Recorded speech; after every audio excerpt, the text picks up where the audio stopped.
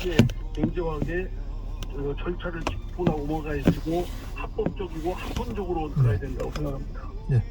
네, 의원님 마지막 질문이 될 것 같습니다. 여론 전문 기관 미디어 리서치가 뉴스핌의 의뢰로 지난 8일 전국 만 18세 이상 남녀 1,007명을 대상으로 ARS 진행한 조사인데요. 이 조사 내용은 여론조사 심의위원회 홈페이지에서 확인하실 수 있습니다. 이 질문에 차기 대통령으로 누가 적합하냐는 질문이 있었고 응답자의 52.4%가 이재명 대표라고 뽑았습니다. 그러니까 지금 이런 상황에서 조기 대선으로 가면 이재명 대표가 차기 대통령이 당선될 가능성이 제일 높다고 하는 여론조사도 해석이 됩니다. 반면에 그렇다 하더라도 사법 리스크는 여전히 있는 것 아니냐라고 하는 반론도 만만치 않은데 이 문제 관련된 의원님의 생각을 듣겠습니다. 예, 지금 우리 한국 정치에 있어서 가장 큰 결함은 지금 비상계엄 사태를 일으킨 윤석열 대통령도 있지만 그 이재명 대표 또 민주당의 그와 따르는 그 공범자들의 책임도 큽니다. 그 이재명 대표의 사법적 리스크, 여러 건의 중대범죄 의혹이 있고 여러 건의 형사재판을 지금 받고 있지 않습니까? 이 사법적인 리스크 부분을 그 비상계엄 사태로 덮어을 거주거나 면죄부가 될 수 없다고 생각됩니다. 알겠습니다. 저는 윤석열 대통령이 책임을 지고 퇴출이 돼야 된다고 한다면 퇴출이 돼야 하듯이 이재명 대표도 네. 사실은 지금 사태에 그 큰 방탄 정당으로 전락시킨 책임이 크기 때문에 알겠습니다. 퇴출돼야 될 대상인데 오히려 지금 여론조사에서는 차기 대통령으로 네, 의원님 시간이 다 돼서 네, 여기까지. 네, 여기까지 듣겠습니다. KBS 라디오 기후위기 대응 캠페인 지구를 안녕하세요. 중앙대학교 경제학부의 김정인 교수입니다. 유엔에서는 앞으로 기상재난은 점점점 더 늘어날 것이다라고 하는 암울한 예측을 하고 있습니다. 한국 같은 경우에 2013년서부터 2023년까지 총 피해액이 한 16조 정도 됩니다. 4조 정도가 피해액이고 복구하는 데 들어가는 비용이 12조 정도 들었다. 비수도권이 굉장히 많은 경제적 피해를 입는다. 그래서 경북이 1등, 2등이 강원도. 특히 우리나라에서는 폭우로 인한 피해가 가장 많이 발생하거든요. 전체 피해액 중에서 한 70% 정도가 폭우로 일어나는 거고 전반적으로 하수, 배수 시스템 다각도로 구축을 시켜놔야 된다. 산업단지 같은 경우에 아주 치명적일 수 있고 한 2년 전쯤에 경험했던 것이 포항제철에서의 산업단지가 엄청난 폭우로 인해서 범람에서 들어오는 것 때문에 공장이 정지되고 협력사, 중소기업들이 다 정지됨으로써 약 2조 정도의 피해를 봤다고 할 정도로 내가 직접적 피해자가 될 수 있다는 인식을 갖고 정부와 기업들이 투자할 수 있게 하도록 하고 건설적인 비판자, 감시자 역할들을 소비자들은 해줄 필요가 있겠다. 뜨거워지고 있는 지구. 지금 우리의 문제입니다. KBS 라디오 기후위기 대응 캠페인 지구를 지켜라 였습니다.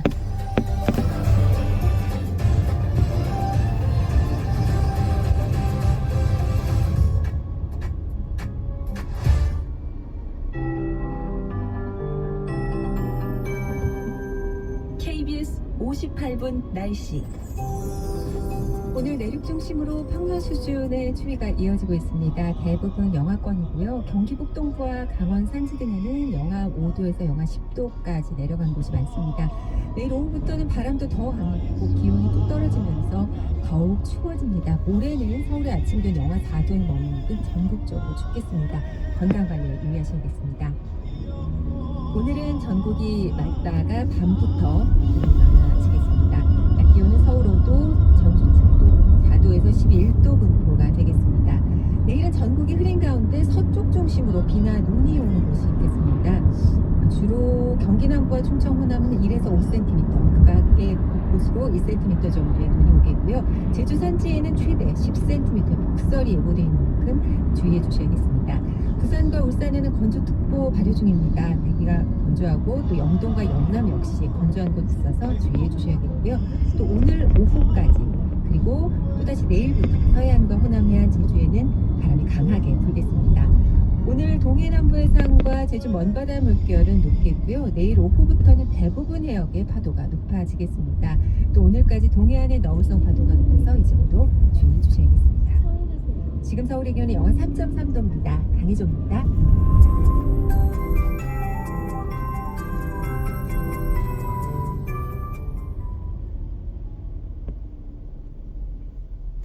한국인의 중심 채널 KBS 1라디오가 8시를 알려드립니다.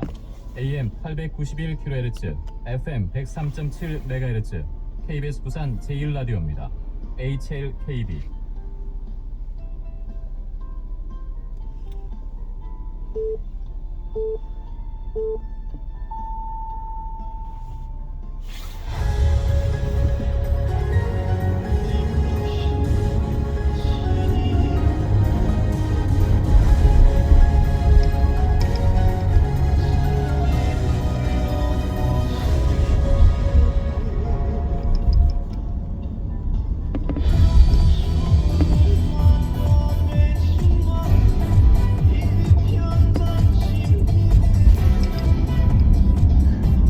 KBS 라디오 정적 시사 함께하고 있습니다.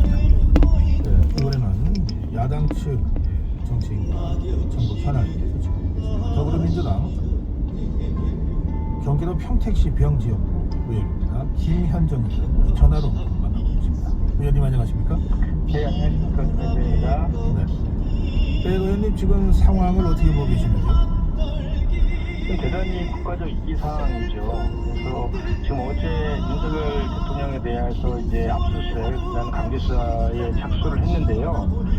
저는 이 압수수색이 이원적인 계엄 선포 이후에 8일 만에 내란 수계의 피의자에 대해서 이제 들어간 것인데, 저는 오히려 좀 늦었다 이렇게 생각합니다. 왜냐하면 이 비상 계엄이라는 것은 그 절차가 정당하다 하더라도 정부와 법원에만 특별한 조치가 가능함에도 불구하고 국회를 계엄군에 의해서 총칼을 무장한 계엄군에 의해서 침탈을 해서 계엄의 결의를 무력화시키고 헌법기관인 국회의원을 체포하기 위해서 체포하겠다는 것이 명백히 지금 확인되고 있는 그런 상황이어서 이것은 국헌 문란과 국가기관의 기능을 마비시키는 그런 그 내란 해당자 가능성이 높다라고 법조계에서도 다 이구동성으로 얘기하고 있는 그런 내용 아닙니까? 그런 상황에서 계엄을 건의했던 김용현 전 장관도 이미 체포 구속돼서 수사 중에 있고, 또 김용현에 대한 영장에 윤석열 대통령은 내란 수괴죄로 적시가 되어 있기도 하고요. 또 김용현 전 장관의 진술에 의하면 포고령을 직접 썼고 본인이 윤석열 대통령과 상의했다라고도 하고 있고, 또 특전사령관도 윤석열 대통령이 국회의원의 체포를 직접 지시했다, 문 부수고 오염 끄집어내라라고 지시했다고 하고 있습니다. 또한 경찰청장도 윤석열 대통령이 의원의 체포를 직접 지시했다 이렇게 하고 있는 상황이거든요. 이런 상황 속에서 윤석열 대통령은 지금 선진할 생각은 전혀 없는 것 같고, 오히려 현재 언론 보도가 나는 한떨기 지금 상황 같은 경우에는 슬픈 민들레야 어떠한 경제라든지 또 외교적인 측면에서의 리스크가 정말 더 커지고 있는 그런 상황 아니겠습니까? 그래서 빨리 압수수색뿐만 아니라 체포해서 구속 수사해야 된다고 저는 생각하고요. 다만 어제 이제 압수수색에 대해서 대통령과 경호처의 저지로 이제 불발이 되었는데, 이것은 명백한 내란의 가담행위다 저는 그렇게 생각합니다. 그래서 계속해서 이렇게 그 경호처에서 그 저지시킬 경우에는 그 명령권자라든지 시행자 모두 내란죄로 처벌될 수 있다 저는 그렇게 생각합니다. 예. 어제 일부 자료만 이미 제출 형식으로 받았고, 청사 내에 그 강제 압수수색은 이제 못했는데요. 이제 그 문제 관련해서 지금 의원님은 그 압수수색 영장 집행을 막은 대통령 경호처가 내란 공범이 된다 이런 이제 취지의 주장을 하신 거죠? 네, 그렇습니다. 그래서 지금 우리 그 형사소추의 불소추 특권을 이제 대통령 갖고 있는데, 내란과 외환해제는 워낙 그 국가주의를 위태롭게 하는 대역죄이기 때문에 그 예외를 두고 있는 것 아니겠습니까? 그리고 어제 공수처장도 국회에 나와서 그 내란죄 같은 경우에는 영장 없이 긴급 체포도 가능하다 이런 상황이죠. 이런 상황 속에서 그 헌정 질서를 문란시킨 피의자에 대한 압수수색을 막는 것은 이것은 그 경찰력의 남용이고 위법한 행위다라고 하지 않을 수 없는 것이죠. 그래서 만약 계속해서 경호처가 이렇게 저지한다라고 하면 경찰에서는 더 강한 방법을 동원해서 반드시 증거 인멸하는 것을 막고 압수수색과 체포 구속에 들어가야 된다 이렇게 생각합니다. 네, 지금 이 내란죄 혐의에 대한 수사가 현재까지는 세 기관이요. 검찰, 경찰, 공수처, 그리고 국회에서 통과시킨 상설특검, 그리고 오늘 표결 예정인 일반 특검, 이게 이제 표결하면 통과가 될 것으로 되게 예상들을 하니까, 그러면 모두 5개 기관에 의한 수사가 이제 진행되거나 진행될 것으로 예상되지 않습니까? 네네. 이 부분 관련해서 수사 공조, 공수처와 경찰의 수사 공조 얘기는 있지만 여전히 검찰은 빠져 있거든요. 이건 네. 어떻게 보십니까? 어떻게 정리가 필요하다고 생각하시는지요? 네, 일단은 검찰은 지금 그 시행령에 의한 직권남용죄에 대한 관련 수사로 정부 내란죄를 수사하고 있는 것이라서 이 법에 의하면은 그 수사권이 없다라고 대체적으로 다 해석하고 있고요. 그 경찰의 그 특수본에서조차도 이렇게 수사 권한이 없는 곳에서 수사한 결과는 법원에서 배척될 가능성이 높아서 공소기각 날 가능성이 높다라고 하고 있지 않습니까? 그래서 검찰은 이 수사에서 손을 떼고 경찰로 이첩하는 게 맞다. 저는 그렇게 생각을 하고, 일단 공수처와 그 경찰하고 그 국방부가 공주수사본부를 꾸렸기 때문에 거기서 수사를 하다가 이제 상설특검 이 이제 출범이 되면은 그쪽으로 이관을 시키는 것이 맞다고 보고요. 또한 상설특검은 기간과 인원 측면에서 이제 제한적인 그런 특검이기 때문에 오늘 이제 본회의에서 일반 특검이 그 통과가 된다라고 하면 일반 특검으로 다 포괄해서 그쪽에서 다 수사를 하는 것이 맞다 이렇게 생각합니다. 예. 의원님 말씀에 이제 검찰의 수사 부분을 잠깐 언급하셨는데, 지금 검찰이 수사를 하면은 이 수사 권한이 없는 수사기관이 수사한 꼴이 돼서 나중에 그 기각될 가능성이 많다, 이런 취지의 말씀하신 거 아닙니까? 네네. 그러면 검찰이 그걸 염두에 두고 지금 수사를 하고 있다고 혹시 생각하시는지요? 아니면 하다 보니까 그렇게 됐다고 생각하시는지요? 제가 봤을 때는 검찰이 이제 두 가지의 해석이 좀 가능할 것 같은데요. 네.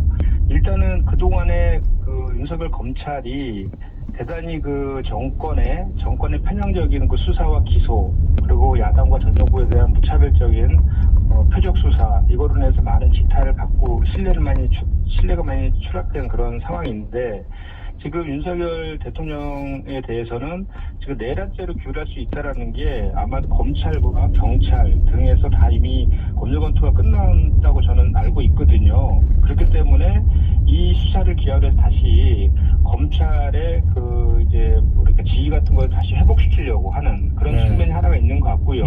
또 하나는 그동안에 해왔던 것처럼 윤석열 정권에 있어서 이 수사도 그 직권남용죄에서 관련된 이제 내란죄를 수사하는 것인데, 그 꼬리 자르기 수사를 통해 가지고 김용현 전 장관을 중심으로 계엄이 이게 선포되었다 라는 식으로 하는 그런 주장들도 있지 않습니까? 그 특전사령관의 진술에 의해서도 그런 것이 이제 확인되고 있는데, 그렇게 함으로 인해 가지고 그 뭔가 그 한동훈 대표가 이제 다음 그 시간 끌기를 해서 그 윤석열 대통령을 이제 구속까지도 시킬 가능성이 더 높다고 보는데, 구속시킨다 해서 거리가 아니라 사고로 해석을 해서 시간을 끌면서 적정한 시기에 이제 우리 이재명 대표의 그 공선법이라든지 또는 이진교사 관련된 재판 그런 결과들도 보고, 또 헌재의 그 판결도 기간이 한 6개월 가량은 소요되기 때문에 그 과정에서 뭐 또 다른 이렇게 뭐랄까요, 이렇게 국면을 전환시키는 그런 것들을 자꾸 이제 이렇게 시도함으로 인해서 국면을 전환하려고 하는 그런 이제 그 흐름이라고 저는 보여지는데, 그렇기 때문에 검찰이 지금 그 윤석열 정권에서는 윤석열 대통령에는 한동훈 그 대표나 지금 있는 것은 검찰밖에 없는 거 아니냐. 그러니까 검찰에서도 그 아까 말한 두 가지 이유로 인해서 이 수사를 지금 하고 있다라고 이제 보는데, 그 전까지는 그것이 이제 그 수사와 기소권이 기소 독점지에서 검찰이 독점하고 있었기 때문에 뭐 국민들도 그 비판의 지점은 있었지만 어쩔 수 없는 측면이 있었지만, 이번 같은 경우는 명백하게 이제 수사의 권한도 지금 없다라고 보는 것이 대체적인 시각인데다가, 지금 그 공조수사본부까지 떠 있고 상설특검과 이제 일반 특검까지 통과되고 있는 이런 시점이라서 검찰은 오히려 더 그 신뢰를 회복하기 위해서는 이런 의혹에서 그 자유롭게에서는 그 수사에서 손을 떼고 저 공조수사본부로 이 사건을 이첩하는 것이 맞겠다, 이 말씀 드립니다. 예, 알겠습니다. 그 지금 윤석열 대통령 탄핵안 그 2차 표결이 이번 주 토요일 날 14일 날 오후 5시로 예정돼 있지 않습니까? 네네. 그거는 예정대로 진행되는 건가요? 네, 아직까지 변동사항 없습니다. 그런데 그 절차가 그 본회의 보고하고 그리고서 24시간